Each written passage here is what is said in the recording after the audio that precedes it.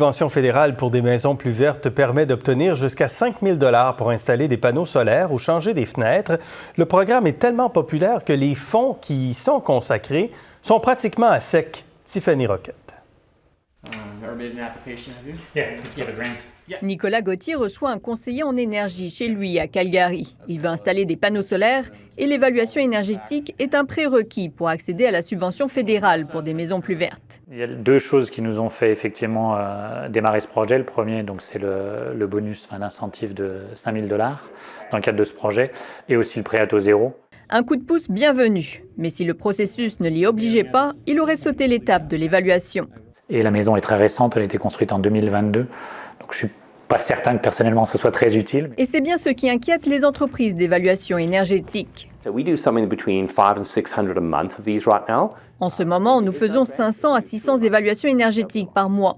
S'il n'y a plus de subvention fédérale, on sera chanceux d'en faire 2. En novembre, le ministre des Ressources naturelles a avoué que l'argent pour l'initiative s'épuisait, alors que la subvention devait durer jusqu'en 2027. En Ontario déjà, Enbridge, qui gère la subvention fédérale, a suspendu l'admission des nouvelles demandes la semaine dernière. Mais ailleurs, la date butoir n'est pas claire. Beaucoup d'entreprises évoquent mars pour la fin des nouvelles demandes de subventions. Les retombées sont énormes. Il nous faut plus de clarté, plaide-t-il. Si Stephen Farrell pense pouvoir garder ses employés en les déployant dans ses autres entreprises, d'autres doutent.